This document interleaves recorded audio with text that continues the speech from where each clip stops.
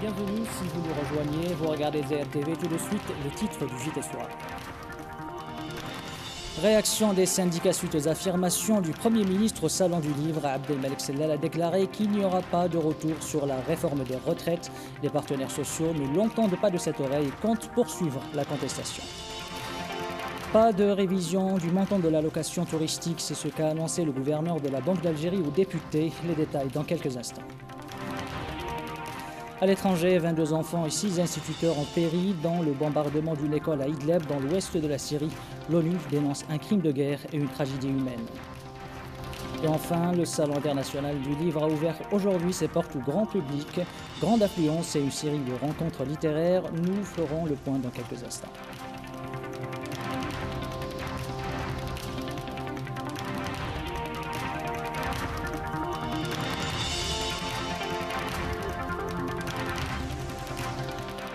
Mesdames, Messieurs, bonsoir. Retour sur les affirmations du Premier ministre hier. En effet, Abdelmalek Sellal a annoncé en marge de l'inauguration du Salon du Livre que le gouvernement ne fera pas marche arrière sur la question de la réforme des retraites.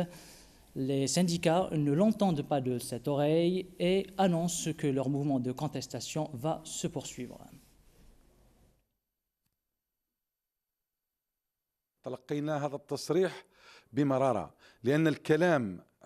Nous avons reçu ce discours avec amertume. Traiter l'activité syndicale de comédie est grave. Nous voulons que le discours change et que le gouvernement puisse ouvrir la voie du dialogue. Autant que syndicats, nous sommes déterminés et nous allons poursuivre ensemble ce militantisme. Cela nous désole que le gouvernement ait fermé le dialogue et les négociations. Nous n'avons pas d'autre choix que celui-ci. لا خيار أمامنا إلا هذا في هذا الوقت. التصريح هو تجاوز لممثلي الشعب وللغرفة. La déclaration est un dépassement pour les représentants du peuple et des deux chambres. La décision sera appliquée, quoi qu'il en soit, si cette politique qui met devant le fait accompli, qui annonce la loi une fois qu'elle est appliquée. Je pense que nous ne pouvons pas qualifier cela de dialogue ou de négociation ou de consultation. وتحل المشاكل على المدى القريب والمتوسط والبعيد.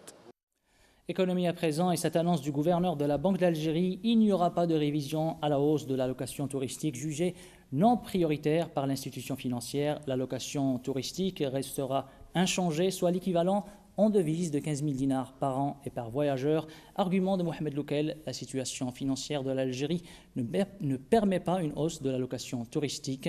Les détails avec Amani Madani.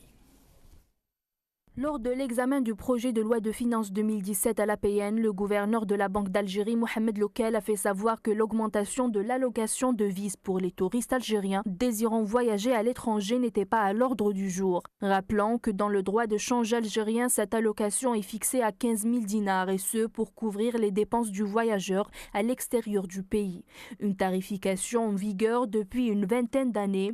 Pourtant, bon nombre d'Algériens jugent ce montant très faible, ce qui les pousse à recourir au marché noir de devises. Mais le gouvernement met cette décision sur le dos de la crise financière que traverse l'Algérie.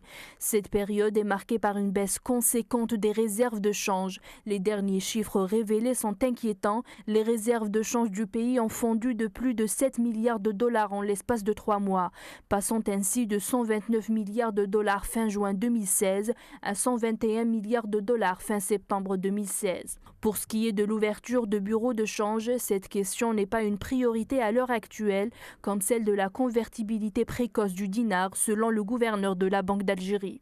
L'argument de Mohamed Loukel, les bureaux de change sont peu efficaces quand la monnaie locale n'est pas convertible et quand le flux touristique étranger est faible. Depuis 1997, 46 bureaux de change ont été agréés, mais seuls 6 d'entre eux sont opérationnels et leur rendement est très faible. D'ailleurs, un nouveau règlement a été finalisé en mars dernier, précisant les conditions des personnes physiques ou morales pouvant ouvrir des bureaux de change en Algérie.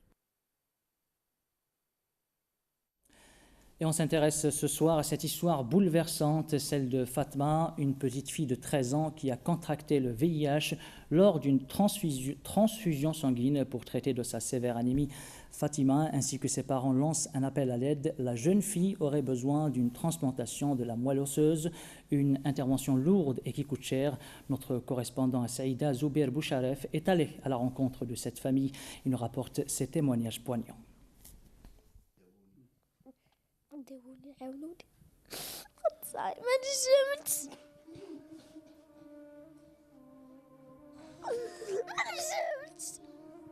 Du haut de ses 13 ans, Fatima lance un appel de détresse. Ne comprenant pas ce qui lui arrive, réalisant à peine la gravité de son état de santé. Selon ses parents, Fatima a contracté le VIH lors d'une transfusion sanguine pour traiter l'anémie dont elle est atteinte depuis son plus jeune âge. Nous lui avons fait une transfusion sanguine le 14 novembre 2009 au laboratoire Ahmed Meddagri. 2 mois plus tard, la petite avait de la fièvre. Je l'ai accompagnée chez le médecin. Il lui a donné des analyses à faire. Les résultats du VIH étaient positifs.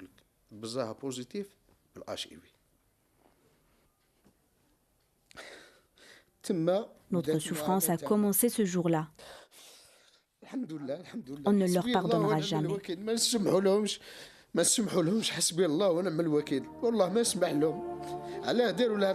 Pourquoi ont-ils fait ça à ma fille? Même si les symptômes du VIH ne sont pas encore manifestés, sa sévère anémie l'empêche de vivre normalement. Elle doit subir une transplantation de la moelle osseuse, une opération lourde et qui coûte très cher. Fatima a besoin d'une prise en charge totale. Elle est atteinte du VIH. Nous savons tous qu'il n'y a pas de remède à cette maladie, mais on doit traiter l'anémie. On peut lui faire une intervention à l'étranger, mais l'intervention coûte excessivement cher.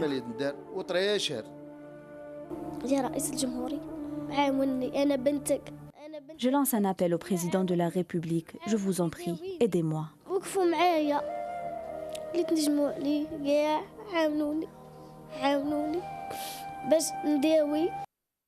Sur le plan sécuritaire, la lutte contre la contrebande se poursuit. 10 contrebandiers ont été arrêtés par la sûreté de la wilaya d'Alger, de Dar el Beida, lors de leur arrestation. D'importantes quantités de produits destinés à la contrebande ont été saisis. On écoute à ce propos le lieutenant Mouloud Ibazaten. Il est chargé de la communication à la sûreté de la wilaya d'Alger.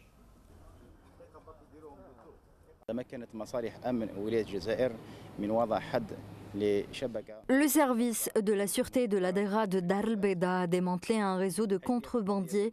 Ils ont arrêté 10 personnes issues de 2 wilayas de l'intérieur du pays. Ces 10 derniers sont déjà poursuivis en justice. Lors de l'arrestation, le service de la sûreté de la Daïra de Dar el Beida ont pu saisir 10 kilos de cannabis, des cartouches de 7 mm, des téléphones portables, 3 véhicules et une somme d'argent de 1 400 000 dinars. وهذا العمل تم تحت إشراف السيد وكيل الجمهورية لدى محكمة الحراش. On reste dans l'anticriminalité, mais cette fois avec la gendarmerie nationale. Ces dernières années, les bilans de la gendarmerie démontrent qu'il y a une hausse de la criminalité organisée, ce qui pousse les forces de sécurité aujourd'hui à adapter leurs moyens de lutte, tout en adoptant notamment des mesures spéciales. Manal Chefai. Agression à armes blanches, assassinat, viol, le crime en hausse des propres aveux de la gendarmerie nationale. Il est nécessaire de traiter ce phénomène en lui attribuant l'étude et la réflexion adéquates pour limiter ses répercussions futures. Nous devons entre autres adopter des mécanismes et des mesures d'intervention, notamment dans les quartiers les plus touchés et en renforçant la sécurité sur place. La recrudescence du crime, notamment dans le milieu jeune, aurait des causes d'ordre social. Le chômage ou encore la pauvreté sont avancés par beaucoup de jeunes. Il n'y a pas de travail, les jeunes n'ont rien à faire de leur temps. Ajoutez à cela la dépendance à la drogue, ce qui peut pousser à agresser et à voler. Les anciens quartiers populaires sont plus ou moins calmes, mais ces nouvelles cités regroupent des personnes venues d'un peu partout. Du coup, chacun tente d'imposer sa propre loi. Il n'y a pas de justice. Les auteurs de crimes connaissent à l'avance le nombre d'années de prison dont ils vont écoper. Cela ne les dérange pas. Pour les spécialistes, d'autres facteurs seraient à l'origine de ce fléau. Les chansons, les barons et la toxicomanie encouragent les crimes. Les anciens prisonniers ne trouveraient pas d'inconvénient à retourner en prison du moment qu'ils ont où dormir et de quoi se nourrir. La plupart des criminels sont des mineurs qui sont exploités pour diverses raisons. Combattre la délinquance et la criminalité, un grand chantier. Des mesures et des initiatives des autorités sont régulièrement prises, mais le combat est difficile. Et on passe à l'international avec le bombardement d'une école à Idlib dans l'ouest de la Syrie. 22 enfants et 6 instituteurs ont péri lors de l'attaque dont on ignore encore l'auteur. Pour sa part, l'ONU dénonce un crime de guerre. Malik Ben Hassin.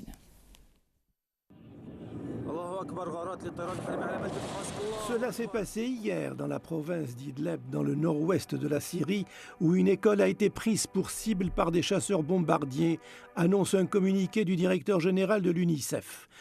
22 enfants et 6 enseignants ont été tués au cours de ce raid. L'UNICEF dénonce une tragédie et un possible crime de guerre. Il pourrait s'agir, selon l'institution internationale, de l'attaque la plus meurtrière contre une école depuis le début de la guerre en Syrie il y a 5 ans. C'est un scandale et un crime de guerre si cette attaque est délibérée, estime l'UNICEF, qui ne précise pas la nationalité des avions. Un précédent bilan de l'OSDH faisait état de 35 civils tués, dont 11 enfants. Un des projectiles serait tombé, selon la même source, à l'entrée de l'école au moment où les enfants étaient évacués.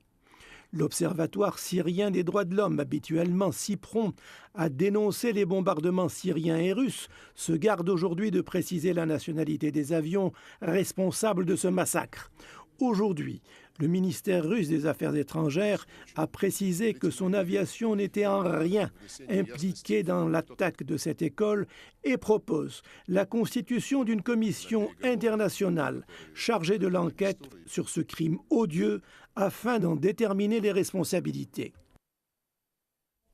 La terre a encore tremblé en Italie. Le pays a été frappé par 3 séismes successifs. L'épicentre du tremblement de terre a été trouvé à Visso, au centre de l'Italie, une ville déjà endeuillée par un tremblement de terre en août.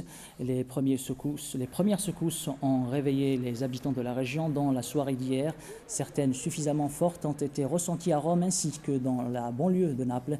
Le plus puissant de ces séismes est d'une magnitude de 6,1 sur l'échelle de Richter et a détruit de nombreux villages.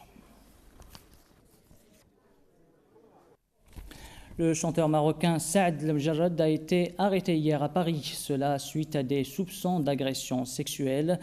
Mais les circonstances exactes de l'affaire demeurent encore méconnues. Saad Lemjarrad a été arrêté et placé en garde à vue. Une plainte aurait été déposée par une jeune femme.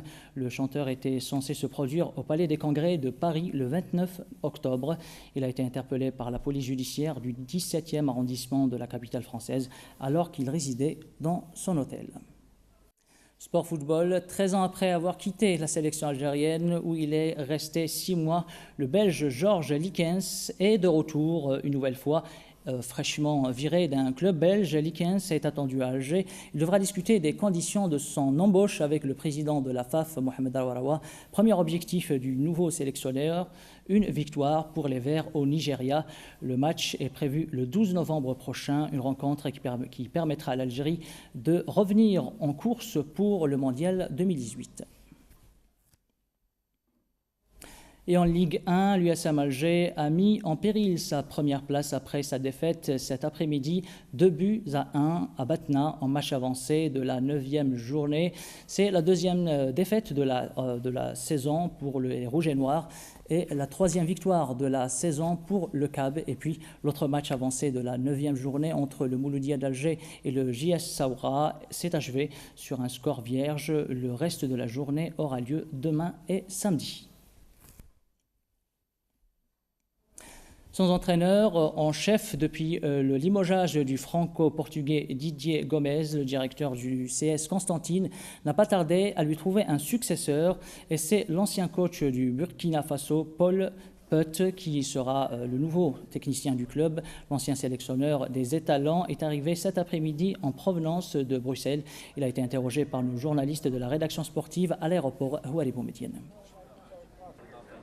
Parler un petit peu les dernières 2 semaines au téléphone. Aux objectifs, on n'a pas parlé beaucoup. On doit prendre le temps maintenant pour discuter à fond et aussi pour mettre les objectifs en place. Bon, c'est-à-dire, j'ai joué contre l'équipe nationale d'Algérie plusieurs fois, alors j'ai une idée de football algérien. J'ai fait aussi une analyse sur le CSC de 2 matchs que j'ai trouvés sur le Wisecout. Alors j'ai un petit peu une idée. Je ne peux pas dire que je connais bien le championnat, bien sûr, mais je ne pense pas que ça doit être un désavantage. Le Salon international du livre a ouvert ses portes au grand public aujourd'hui. Dès les premières heures, l'affluence était grande et les visiteurs semblaient satisfaits de l'organisation. Cette année, tout semble se dérouler normalement à cette manifestation littéraire qui a connu des hauts et des bas lors des précédentes éditions. Le constat sur place avec Hajal Titem.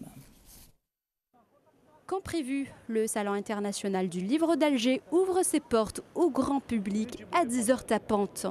Une organisation presque parfaite pour cette année. À titre d'exemple, l'affichage installé à l'entrée indiquant l'emplacement des maisons d'édition. On remarque une bonne organisation cette année, avec ce classement des maisons d'édition qui nous indique leur emplacement. Et c'est bien, ça nous permet de les trouver facilement, contrairement à l'an passé.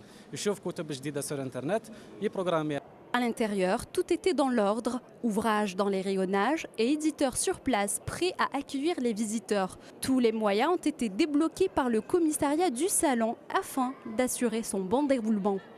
Nous avons réuni toutes les conditions pour la réussite de cette 21e édition. Il y a plus de 16 000 mètres carrés réservés pour ce salon. Pour les maisons d'édition, il y a une hausse de 5,4%. Nous avons interdit de mettre les livres par terre. Un choix divers de livres a été exposé par plus de 960 maisons d'édition. Pour sa part, l'ANEP propose cette année 44 nouveaux titres. Avec des essais, de l'histoire, du beau livre, du roman. Nous avons les 2 prix, Ali Maachi en langue française et en langue arabe. De nouveaux auteurs, du roman bien sûr, du beau livre et des contes pour enfants. Le livre scientifique est également présent par le biais de certaines maisons d'édition françaises. 2500 de titres dans tous les domaines, c'est-à-dire technique, livres pratiques, médecine, informatique. Ce sont des livres qui sont justement très rares en librairie dans l'année et ce sont des outils de travail qui sont très demandés soit par les profs, soit par les étudiants d'université. Une affluence considérable du public a été enregistrée et ce, dès les premières heures. Les visiteurs ont exprimé leur satisfaction à propos de la diversité de l'exposition, notamment pour les ouvrages universitaires. Donc par rapport à l'organisation, on sent que le festival est bien rodé. C'est très divers, je trouve. Par exemple, on peut trouver un livre étranger, d'un auteur étranger à côté d'un livre algérien, ce qui est très intéressant. C'est bon de faire des expositions comme ça. Je crois quand même qu'on avance un petit peu dans notre culture, dans le savoir, et c'est bon pour nous. Très satisfait de cette organisation et surtout du choix du livre scientifique spécialisé proposé par des maisons d'édition algériennes. Une bonne organisation s'est distinguée cette année à l'ouverture de ce rendez-vous annuel, preuve que ce salon a pris le pli. Reste à atteindre une maturité professionnelle. Le Forum des chefs d'entreprise a organisé la cérémonie de la première édition du prix de la presse économique. Une cérémonie qui s'est déroulée à Alger et intervient à l'occasion de la journée mondiale de la presse célébrée le 22 octobre. Les lauréats pour cette première édition sont Warda Aoufi de l'ENTV, Nasreddin Merir de Zair News et Walid Ait Saïd du quotidien L'Expression. D'ailleurs, on écoute un extrait du discours du président du FCE lors de l'ouverture de la cérémonie. Dont a fait l'objet le lancement de notre prix a consolidé notre action. Nous avons reçu un nombre important de candidatures pour les 3 catégories concernées, la presse écrite, la télévision et la radio. un jury composé de professionnels, des médias, de journalistes expérimentés, de chefs d'entreprise, d'universitaires et d'économistes a été mis en place pour désigner en toute liberté et objectivité les lauréats. Voilà, c'était la dernière information de ce journal. Vous suivrez juste après la météo en langue arabe. Bonne soirée, bonne continuation avec les programmes de ZRTV.